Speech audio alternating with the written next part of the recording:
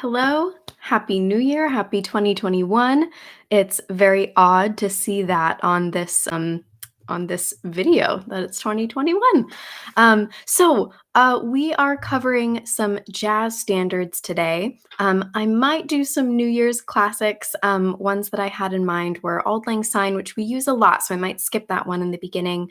Another favorite, What Are You Doing New Year's Eve?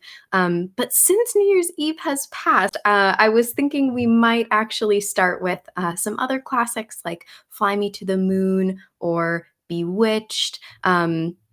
We are not limited in what classics we can cover. So if you have a favorite jazz standard, please let me know in the comments and we will work on that one together. I want to point your attention first to this article that you can read later in its entirety, but I will be referencing it. So here is the link in the chat. Please let me know if you can follow that with no problems. If you do not have a 30-day Singer account, you might have to create one really quickly. That's free and it's no worries if you can't do that right away, but I do have some links in there to share with you. So let me go over quickly what we will be covering when it comes to jazz vocal style. So we'll be talking about limited intentional use of vibrato. We'll be talking about chromaticism. I'll explain what that is later. We'll be talking about stylization like little bends or falls, a little bit different than pop stylization. We will be talking about back phrasing, which is very, very important. So let's jump right in. I'm going to use, unless I hear differently in the comments, I'm going to start with Fly Me to the Moon.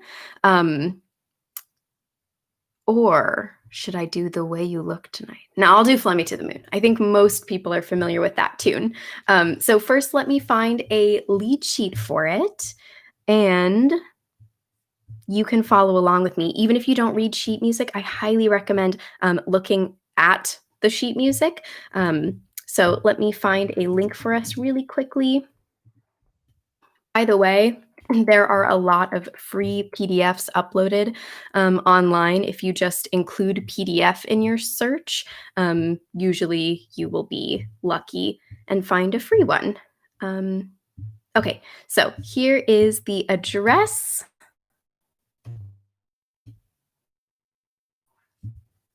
Let me know if you have any problems copying and pasting that, but that is what we will look at. That's just a PDF for Fly Me to the Moon, Frank Sinatra. And turn the keyboard on. I will sing a little bit of this song, and then we'll talk about some of these stylistic elements.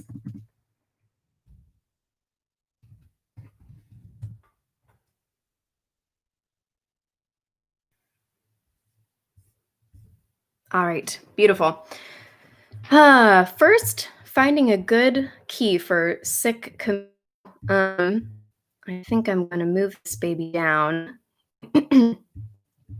Let's see. Fly me to the moon and let me play among the stars. Let me see what spring is like on Jupiter and Mars. In other words, hold my hand. I think this will be good. In other words, baby, kiss me. Cool. So I'm in the key of F or D minor. And I'm just going to sing a bit of this song. I'm pretty sure you've heard it before. Frank Sinatra made it famous. So the first thing I want to point out is that we don't use crazy all over the place vibrato. It is a dead giveaway. If you start going, fly me to the moon, it's going to be obvious to your audience that you are either a classical singer or a musical theater singer who is trying to sing jazz but doesn't quite grasp the style. So first thing to point out, restrained. Fly me to the moon and let me play among the stars. Not doing anything stylistically except for limiting vibrato. Let me see what spring is like on Jupiter and Mars. If you're a classical or musical theater singer, this might feel super weird to you. But try it. So we are all consulting this PDF in the comments. And if you want to sing along with me, I'm in a different key. I'm in the key of F or D minor. There's our starting note, fly, or fly if you're a lower voice. All right, so let's try this, limiting our vibrato. If it comes in a little bit, that is a-okay. But our goal is to use it intentionally only at the end of long phrases. So jazz style doesn't mean no vibrato, it just means intentional and limited vibrato. Okay, let's get singing. I'm gonna stop talking. All right, I'm gonna count us off. I'm gonna go 1, 2, 1, 2, 3, 4, and then we are in right away. 1, 2, 1, 2, 3, 4. Fly me to the moon and let me play among the stars. Let me see what spring is like on Jupiter and Mars. In other words, hold my hand. In other words, darling, kiss me. Fill my heart with song and let me sing forevermore. Worship and adore. In other words, please be true. In other words, I love you. I was trying really hard to not do stylistic things other than limiting vibrato, but one that I kind of caught myself doing that I'll talk about is little bends. So instead of just singing, fly me to the moon, very, very often jazz singers will do something like, fly me to the moon. They'll add a little cool jazzy bend, as I did on the word moon, and let me play among the stars. They might do it on stars. So what are we doing there? Let's figure out what those pitches are so you can practice this.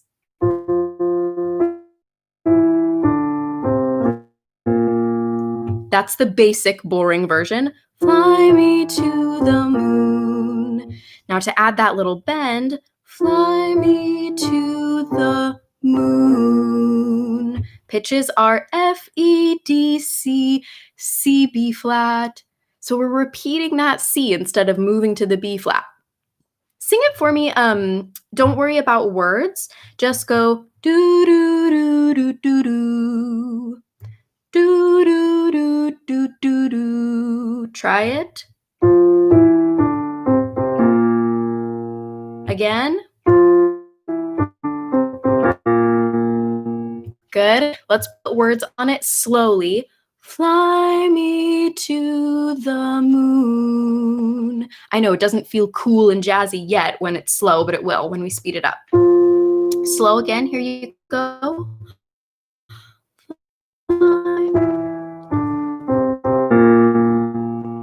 Moon. Our little bend. Let's speed it up. 1, 2. Here you go. Fly me to the moon. Cool. Again at that tempo. 1, 2, 3. Go. Fly me to the moon. Cool. And a little bit faster. 1, 2. 1, 2, 3, 4. Fly me to the moon. Nice. Let me know how that's going. Hello, Abdul. Thank you. Thanks for joining. All right. So that is one little stylistic thing. Do we have any opportunity to do some falls in this song? I think we might. So we've got our little bend. Cool. Fly me to the moon. Right away. We sound jazzy. And let me play among the stars. Okay. Let me see what spring is like on Jupiter and Mars. Now, do we want to do that bend every single phrase? No, because then it's going to get boring. But for the sake of practice, you definitely could. If you are trying to get used to doing this little bend, yeah, you could do it on moon, stars, Mars, all over the place, just to kind of get it in your voice. Let's see what else we can do to make this a little more jazzy. In other words, hold my hand. So we could do a little slide there on hold my hand. In other words, hold my hand. It's nice. In other words, oh, wrong note, sorry. Darling, kiss me. Okay, something you'll hear there is, darling, kiss me. In context, darling, kiss me. Nice and jazzy. So instead of, darling, kiss me, it's almost like you're going to that note on the of me. Darling, kiss, and then you're bending up on the E, me, and back down really slowly. Darling, kiss me. Let's try it. Let me first figure out what the pitches are. So this is D, C, B flat, and then our me happens from A, B flat, A, me. Darling, kiss me. That one's fun. You're gonna hear it a lot, so it's worth practicing for sure. Okay, let's keep practicing. Darling, kiss me. Just isolate me, because that's the tricky part, obviously. Sing sing E, and bend down. Me. Again, just you. Again. Good, sing kiss me, starting on the B flat. This is where a lot of people are going to get tripped up, I think. So let's do it again. Kiss me. Put it in context, starting on D. This is darling. And then we have kiss me, which I hope you're sick of by now. If you're sick of it, then you've probably got it. That's a good sign. Darling, here you go. Darling, kiss me. A little faster, go. Darling, kiss me. And in context, we will sing, in other words, darling, kiss me. So it's actually not that fast. You don't have to speed it up like crazy. Cool. So scrolling forward, there's really not a lot more that happens in this tune. I do want to point out another stylistic thing. So what have we covered so far? Restricted, limited vibrato. We've covered little bends and jazzy embellishments, like this little bend we're covering right now. Another really important element of jazz vocal style is back phrasing. And that means we are not landing on the beat, or we're not singing the melody exactly as written. So again, consult the comment section for this lead sheet music. So this sheet music is having us go in a different key, but I'll play it.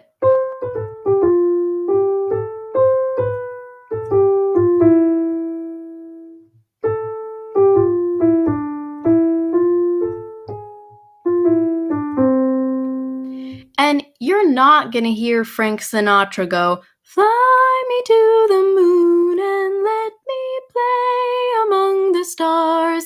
It's not going to happen. Almost no jazz singer is going to sing their song exactly like it's written. So you can think of that lead sheet as a guide. And of course, you don't want to go totally off script and just sing something random. But back phrasing is a really, really wonderful way to put put your own spin on a song without totally changing it or doing a disservice to the writer of the song. So back phrasing, this is an example. I'm going to go back to my key, F or D minor. So instead of singing, fly me to the moon and let me play among the stars, let me see what spring is like on Jupiter and Mars. Even if I'm adding little stylistic things, it just sounds boring to be singing on the beat. And yeah, it sounds a bit robotic. So instead, I'm going to maybe push forward at times, or I'm going to hang back, meaning I'll kind of arrive late. So instead of fly me to the moon and let me play among the stars, same timing, same chords. Fly me to the moon and let me play among the stars. So I came in late. I kind of sped up a little bit.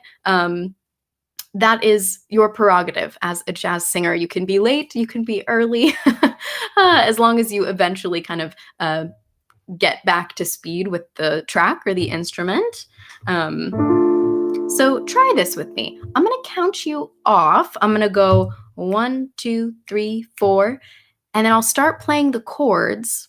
And now you kind of know the melody in your head. Fly me to the moon and let me play among the stars. But I want to challenge you to not sing it exactly like that. You might hold out a note for longer. Fly me to the moon and let me play among the stars. Okay, it's okay if it's not perfect. It's okay if this is more of an exercise than actually how you'd sing the song. I want to encourage you, get out of the box of what you know the melody to be and do something different.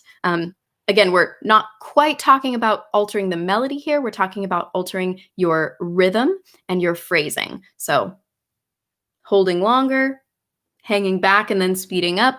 These are all in the realm of possibility. Again, I'm counting you off 1, 2, 1, 2, 3, 4, and then you sing.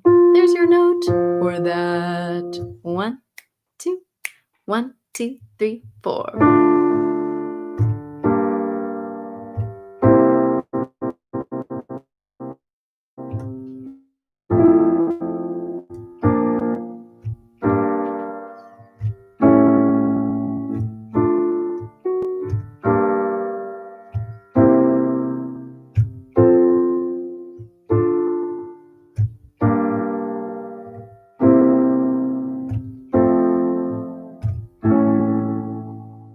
Okay, so I stopped at In Other Words, Darling, Kiss Me. How did it go? For singers who've never ever done this before, you might feel very, very stuck. You're like, I only know the melody this one way. It's really difficult for me to get out of that box. So it might help you to listen to different versions of this song. You can hear how other singers are handling their phrasing, and that can inspire you to put your own spin on it. So jazz standards, they are songs that were, a lot of them were written like in the 30s and 40s, and 50s and later, but typically that's kind of the era. They are covered by so many different singers. So Frank Sinatra, he might have made this song really popular, but I mean, everyone and their dog has covered Fly Me to the Moon. So there's not a limited amount of covers for you to look at, be inspired by, and kind of learn from. When I was taking jazz lessons in college, that was my homework, was to look at a handful of different covers of the same song and memorize them completely, meaning I might start with Frank Sinatra and match his phrasing, any little stylistic things he did, and then move on to another singer. And that was the test, is my teacher would play that person's cover of the song, and if I wasn't doing it perfectly, then I failed my homework for that week. Okay, I want to jump to another jazzy topic, and that is chromaticism. So, for any non music theory or instrumentalists, chromaticism might sound like a scary word, but whenever we are singing a song, we're in a certain key. That key tells us what notes are allowed, what chords are allowed, and chromaticism just means that we are temporarily and intentionally breaking the rule. We're stepping outside of whatever key we started in. Um, does Fly Me to the Moon have chromaticism? Let's take a look at the lead sheet. Um, it does. Perfect. So look at the lead sheet with me. Um, if you go to see how there's big letters on the side, there's A at the top, and then there's B. So we're in the B section, meaning like the second half of the song or the second part of the song. And look at the word worship. So B section, you are all I long for, all I worship and adore. And see how there is a little, if you're a non-musician, you might call that a hashtag or a pound sign, but that is a sharp in music theory. So what that tells us is we are stepping out of the key just for a second. So the melody goes, you are all I long for, all I. And then here's our chromaticism, worship and adore. Notice not sharped, and then I were is sharped. So those are two different pitches, even though they're on the same line. You are, that's A to G, and then I worship is A, G sharp. And it doesn't sound weird because the chord contains that pitch. You are all I long for, all I worship. It sounds perfectly fine. But this is an example of chromaticism. And you'll see we have another one. Worship and adore in. So we're moving from C. There's our C to C sharp. Again, sounds great. It's jazzy, but you'll hear this happen quite a lot. So as a way to improve your chromatic ear, I want to teach you a chromatic scale. A chromatic scale starts on one pitch. So let's say we're going to start on A. I think that would be a good spot to start. So we're going to start on A, and then we are going to walk up to the next A. And hello, Sheila and Amir. I will get to you very quickly. We are going to jump into this chromatic scale, and then I'll get to your questions if you have them. Okay, so what you're probably familiar with is walking from A to A on a major scale, going like this. 1, 2, 3, 4, 5, 6, 7, 8. That sounds super, super familiar to you, I'm sure. If you've been singing for a while, a major scale, we use it often. A chromatic scale sounds completely different. For one, there's a lot more pitches, so I'm going to play it for you. But notice I'm still starting on A and ending on A.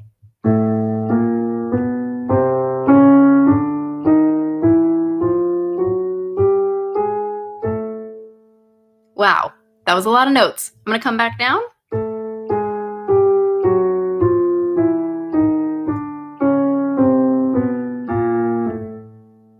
So count that with me. There's 1, 2, 3, 4, 5, 6, 7, 8, 9, 10, 11, 12, 13.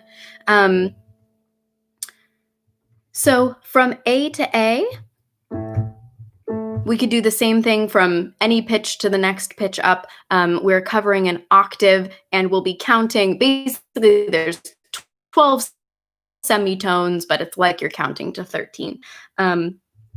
So try this with me. I'm going to sing just one pitch at a time. I'll give you that pitch letter name as well, if you want to find that and then make sure that you're singing the correct pitch. So you can use Tuner Ninja or any other chromatic tuner app.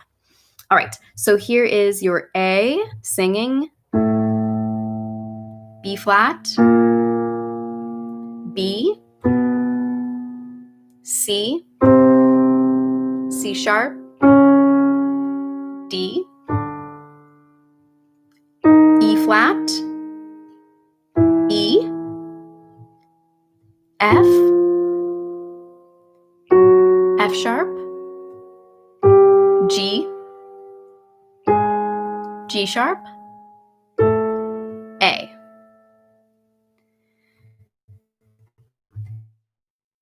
So we are walking up in what we call half steps. It's the smallest interval or the smallest space between two notes in Western music, meaning American or European music. We don't have any intervals smaller than that.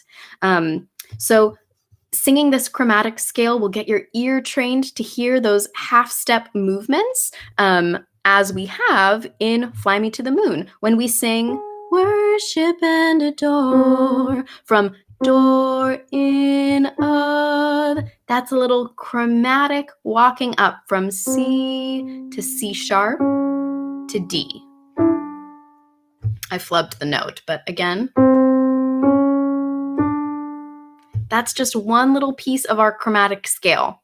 Okay, let's try this walking down. I'll do the same thing. I'm going to give you the pitch, and singing on, you could sing on do, or you could hum. It really doesn't matter what you sing on, but we're training your ear to listen for half steps. Here we go, starting on A, and sing A flat, G, G flat, F, E, E flat, D, D flat, C, B, B flat, A. Cool. I will get back to that chromatic scale, but I want to answer a question really quickly. Amir is asking, when I practice high notes, I start screaming. Why? um, so Amir, screaming, if you think about it, screaming is more what you're used to than singing high notes. Yelling is more what you're used to than singing high in chest voice. So it's just a matter of what you're used to. Up to this point, whenever you've produced sound at a high pitch, it's been natural for you to just scream, right? So learning singing, we are unlearning those habits and learning new ones. So Amir, I would say, very, very important that you find your head voice, or your falsetto function. So if you find, try this note for me. It's one we actually just sang, an A4. So you can see Tuner Ninja, make sure that you are actually singing that pitch. And I want you to go for the lightest sound you possibly can. I don't want this to be a really loud, strong sound. I think that might be part of why you're screaming, is because you're trying to kind of muscle into that high note instead of backing off and letting it be really light. So find this A4 on a super, super light whoo, kind of like an owl hoot. Ooh. You can even try just a hum up there.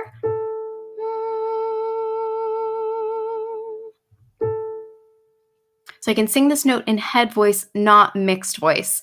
That's not surprising. It's going to take quite a while for you to stretch into mixed voice on that note. Typically, male mixed voice starts around E flat, and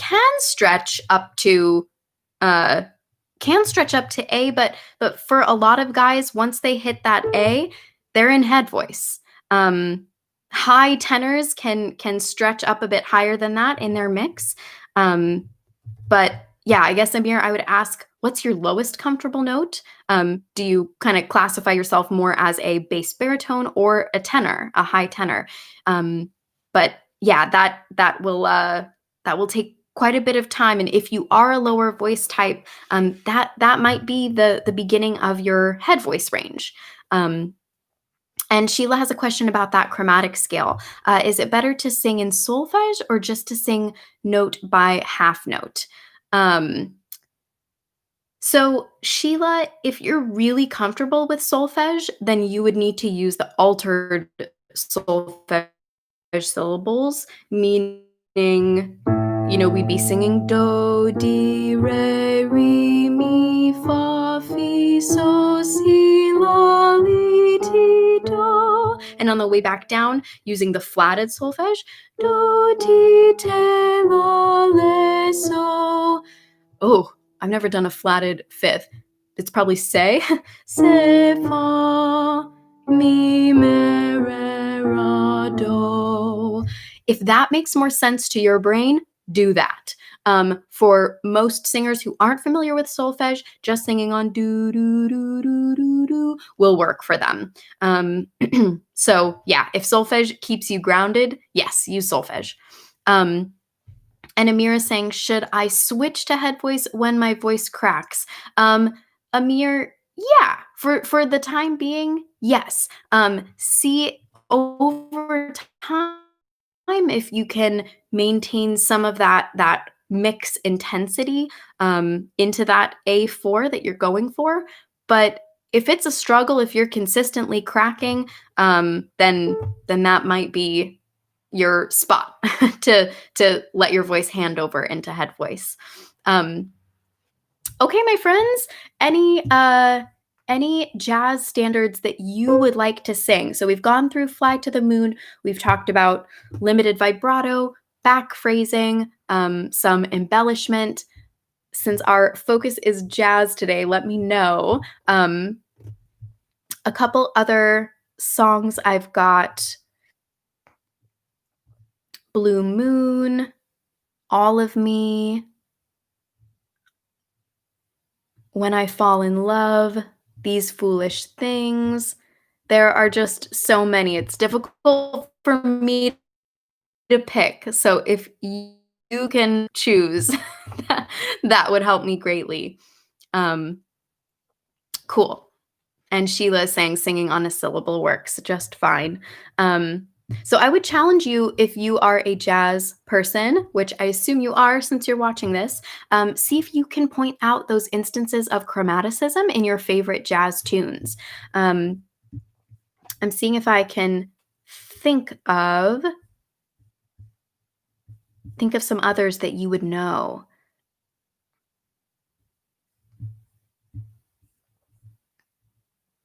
Oh, nice. So Sheila is saying, how about summertime? Great idea. Let's get a lead sheet for that. And Amir is saying you must do reaction videos. Amir, planning on it. Okay, summertime, lead sheet, PDF. Remember, always include PDF in your search, because otherwise the first results are going to be paid. But these songs have been around for so long, and some of them are even in the public domain. Okay. All right. I'm looking for a version that has the lyrics, and so far I'm finding versions with no lyrics. So if you can find a good PDF faster than me, drop a link in the comments.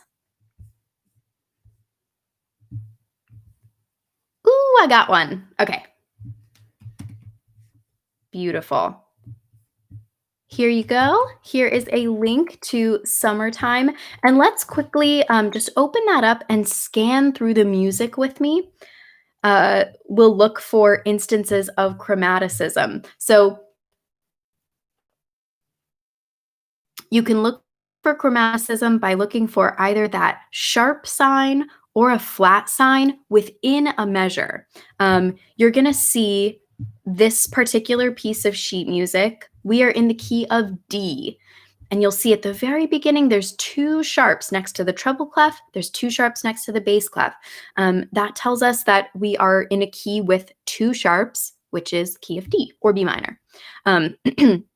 So we've got summertime and the living is easy. By the way, I'm singing down the octave. Anyone who wants to be up the octave, be my guest. But we're just scanning through this sheet music to see if we can find chromaticism.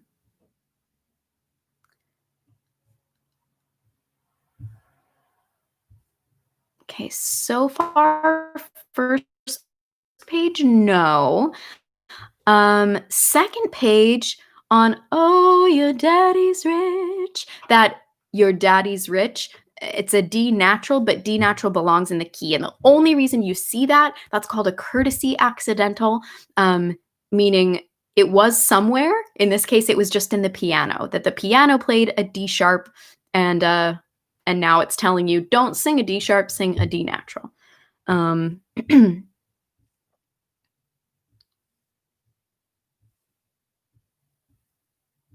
Okay, I'm scanning through.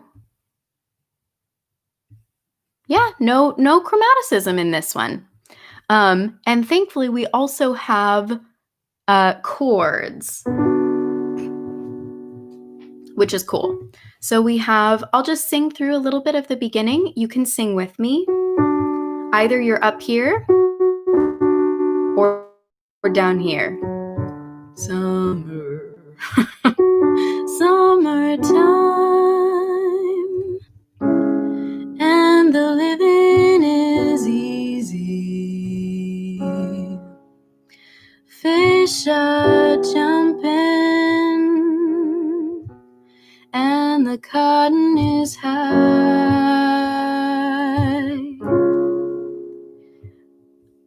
Oh, your daddy's rich. Oh, daddy's rich. I need to move chords faster. Oh, this is hard to do. Daddy's rich, and your mama's good looking. So hush, little baby, don't you cry.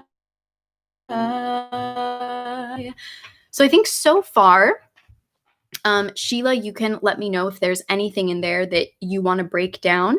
But so far, I'm seeing this little trill on the word don't, and then a little bend on cry. So everyone, we are on page 2, top of the page. It says 35, but second page of the PDF.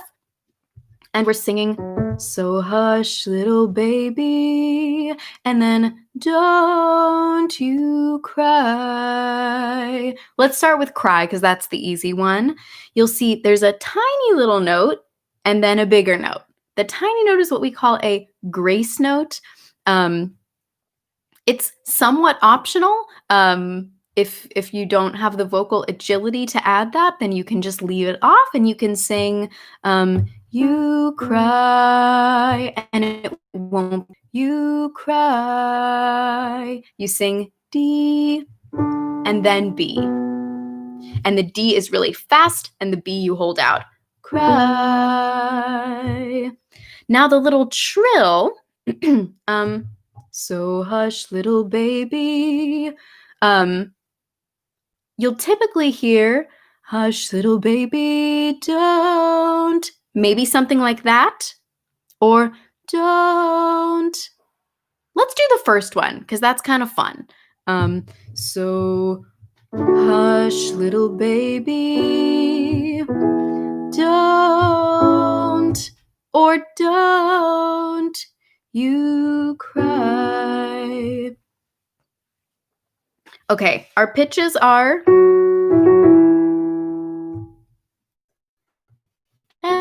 F sharp, E, F sharp, E. So So it's not that complicated singing do, do, do, do. It's only 2 notes. We're going higher note, lower note, and then again do, do, do, do, do, do. Try that with me on do. Do, do, do, do. Again, do, do, do, do. Sing on do. Do, do, do, do. Again, do, do, do, do. Get rid of all the D sounds except for the first one. Don't, don't. Now it's just a matter of speeding that up. Hush, little baby, don't you cry. Okay, back to the comments.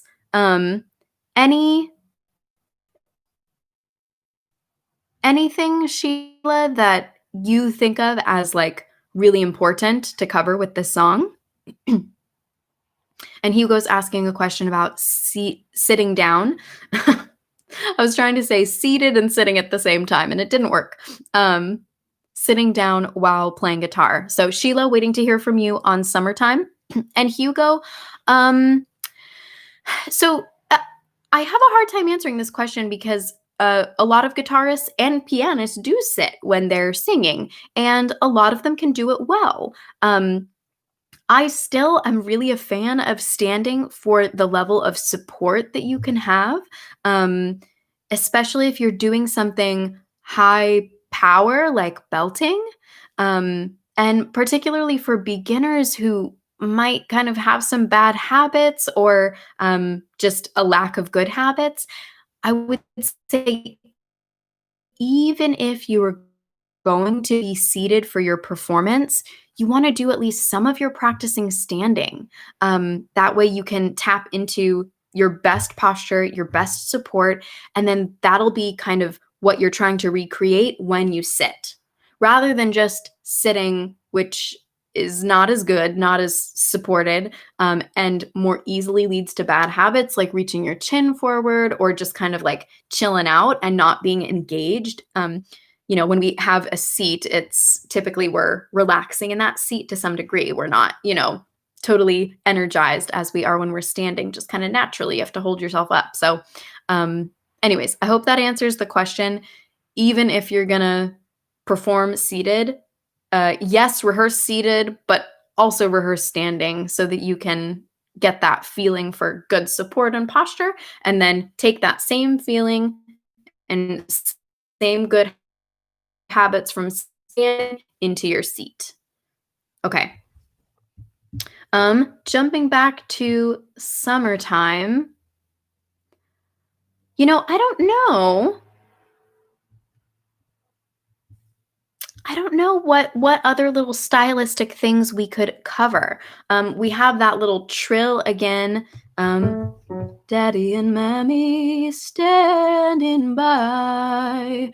I would call this kind of a little bit of a crossover between jazz and blues. It sounds a little bit more bluesy, which is cool. So Sheila, anything on that? Nah, that's okay. I want to throw just a quick suggestion to anyone who's more of a pop singer. So remember before I gave you kind of a dead giveaway for musical theater or classical singers singing jazz is that they use too much vibrato. A dead giveaway for pop singers trying to sing jazz is they'll add riffs and runs that don't quite sound jazzy. Okay. Sheila's asking my question was right where you went because I was wondering where I could do a riff. So Sheila, when I said this one is a little bit more of a crossover between jazz and blues, I think it's appropriate for you to do more of a kind of bluesy riff. For a kind of more strictly like older jazz tune, it would sound out of place were we to riff. So, for example, if you're singing Fly Me to the Moon and you're going, fly me to the moon and let me play among the stars. No, you're you're it's it's just too poppy. It's just too poppy. So I think keep in mind the vibe of the song and how most people have done it. Um, if it's something like Fly Me to the Moon, rather than adding a little pop riff, add some scatting. You can easily make a pop riff sound more jazzy if you just add some scat syllables. So instead of fly me to the moon and let me play among the stars, you can make that sound jazzy if you sing da da doo doo.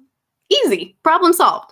But for summertime, and sorry, Sheila, I didn't see that because the message was retracted. For summertime, since it is a bit more bluesy, you can get away with adding riffs and runs and it'll sound stylistically appropriate. It won't sound like it did when I riffed on Fly Me to the Moon. So jumping back, summertime and the living is easy. So look for riff opportunities when you have long sustained notes. Easy. You could embellish there. Fish are jumping. You can add a riff there because again, you're sitting on that note. Jumping. I don't know what you want to do there. I'm not really hearing anything cool. And the cotton is high. This is a really long note, so you might riff. Cotton is high. I don't know. Depends on what the chords are doing.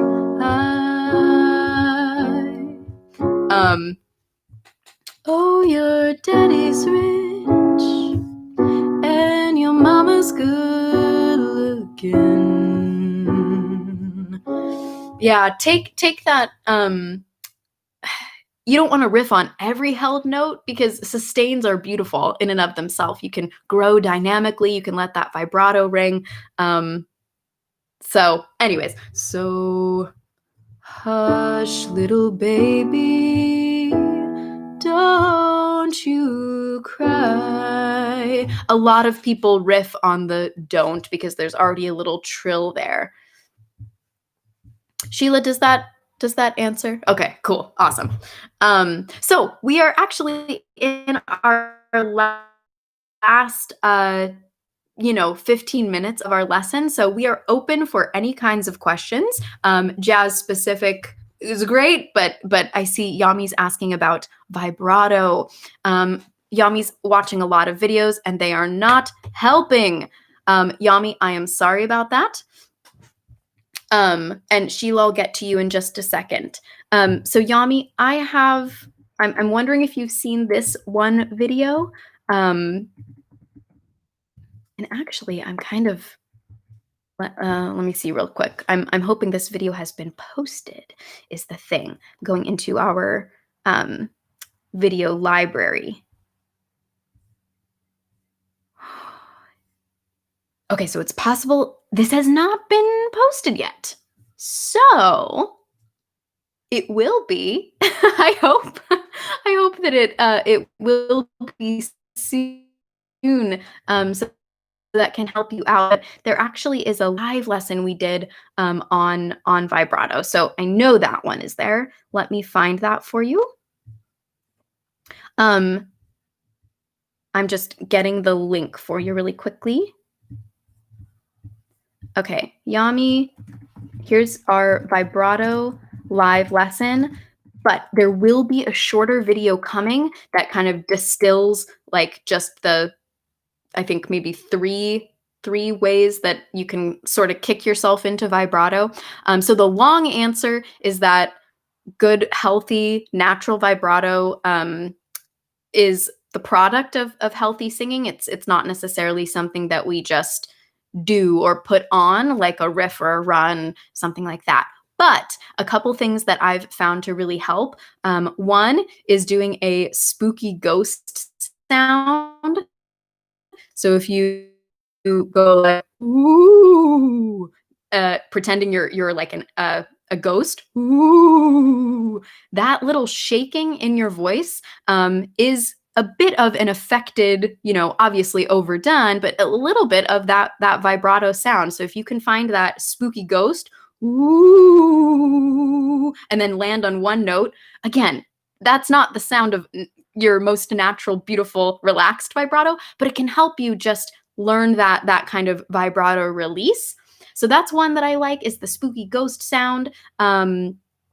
Another is pretending that you're about to cry and that you're getting emotional and kind of letting your voice shake. And if you can find your voice shaking, that one's harder for me. I like the ghost one better. But if you can find your voice shaking, then you can also kind of find that affected vibrato sound. Um, and then the last is an impression of an opera singer, and seeing if that can kick you into la, again, an overdone vibrato sound. But the whole idea is just getting you acquainted with releasing your vibrato, because this is vibrato is one of the trickiest things to talk about, because it's not something that we put on, but it is something that we let happen, and one could make the argument that letting something happen is not that different from making it happen. But Yami, please ignore videos that tell you to shake any part of your body, because that is not how we produce natural vibrato. If it helps you just to hear the wavering sound in your voice, then there could be value in that. But shaking your jaw or pulsing your diaphragm, I've not found that to be effective, and so I wouldn't really go down that road. I would rather go try the ghost sound, the crying, the fake opera singer, as a way to a little bit more naturally find your vibrato. Okay, and Sheila's asking, how do you learn to scat? Can you do it on syllables? Yeah, so scat syllables, they'll kind of vary from artist to artist. Sheila, I think the easiest way to learn to scat is to sorry, I saw another another question come in. The easiest way to learn to create scatting for yourself is to copy either other vocal scatting or other instrumental solos. Because remember, vocal scatting is basically um, not copying, but sort of, kind of copying what instrumental players will do, like a sax solo or trumpet solo or bass solo. If and you're saying, so when you were singing Summertime with a jazz band, when it came time for the band to come in and do their thing, you just stood there, didn't know what to do. So typically, and of course this rule can be broken, but typically within a jazz tune, you'll sing through the song and then there will be an instrumental break, and different instrumentals will take their time soloing.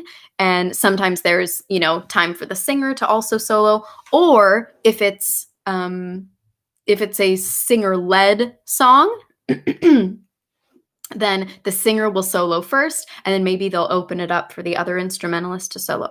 But all that to say, learning to scat, the easiest way is to pattern and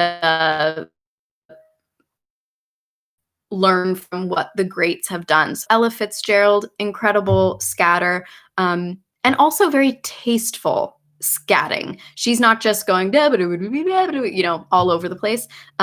Sarah Vaughan, great scatter. In that article I posted, Sarah Vaughan's All of Me has some really great scatting. Okay, so here's that link for you. Here's All of Me with scatting. But Sheila, I'm with you. It feels very forced and nerve-wracking to scat when you just have no idea what to do. I think the big thing is to just start, to maybe have a karaoke track and practice singing on top of that. So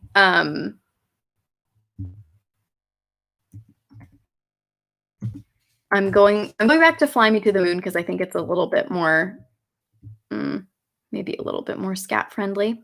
So the idea would be, you're listening to the chord changes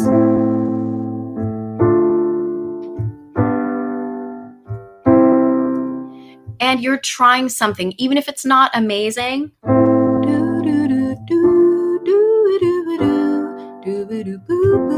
I played the wrong chord.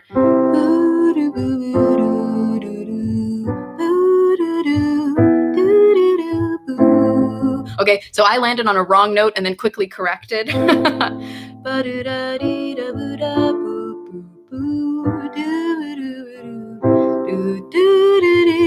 don't know where I'm going. I'm just that's not good scatting, but it's what your scatting can start as, is just playing the chords, or get a karaoke track and try to sing something that fits within that chord that isn't clashing. If you're going ba ba, that kind of fits. Ba, that fits.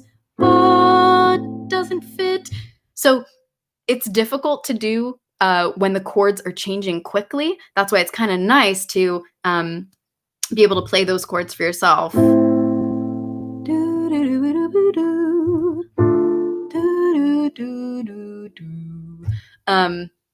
And just know that one of my jazz teachers in college told me this. Um, uh,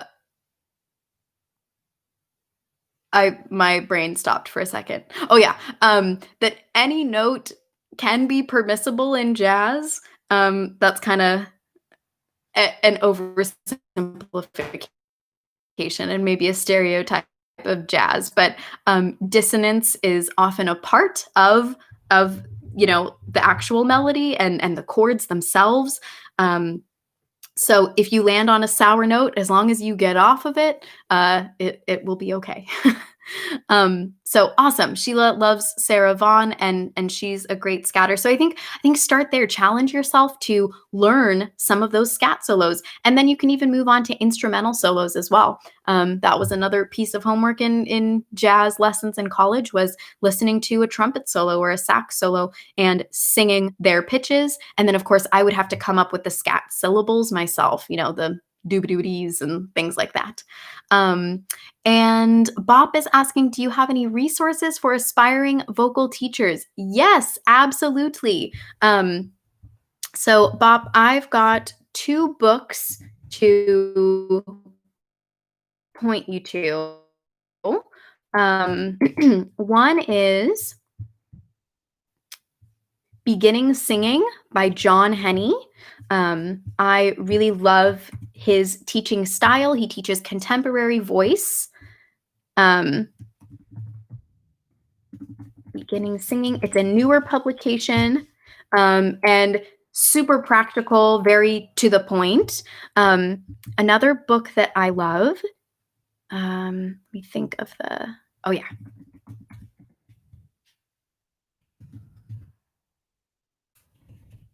Something like Correcting and Diagnosing Vocal Faults, which I know sounds kind of negative, but that is a lot of what we do as voice teachers. So here is the link to that. And Yami, I see you. I will get to you really quickly. Okay, diagnosis and correction of vocal faults. That also comes with a CD, old school, I know. So they might actually have like MP3s at this point in time. But when I bought it, it was a CD. Both of these books, great place to start. And understandable enough. You don't need to, have necessarily. Yeah. Okay, that's the end of my answer. Start there. It's great. Anything John Henney does is awesome.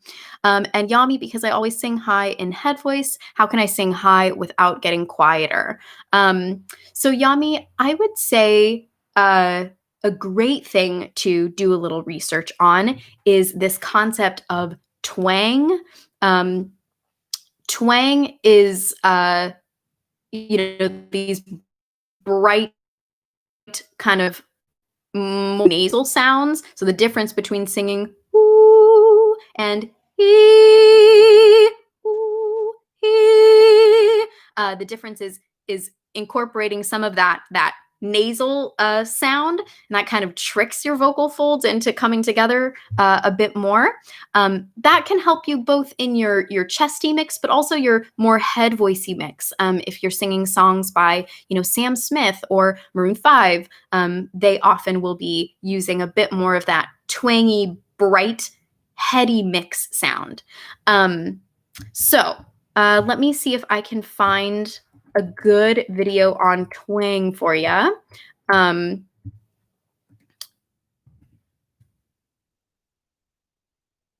Oh, twang is also a song, so I need to be a little bit more specific in my search. Okay, here you go. Here is a twang lesson for you. Start there. See if that helps you to find a little bit more power in your head voice, because I totally understand you want more power in those higher notes. So I think that would be a good place to start for you. All right. Thank you guys for joining. This was a fun one. I realized we didn't even talk about swing, which is insane. We'll have to do another jazz lesson in the future, but I hope this helped you. And please check out that article that I linked in the very beginning. That will have a lot of listening examples for you and analysis. And so if you're still in a jazzy mood, head to that article and listen to those songs that I linked there. I appreciate you being here. Have a happy New Year weekend. I hope you next week.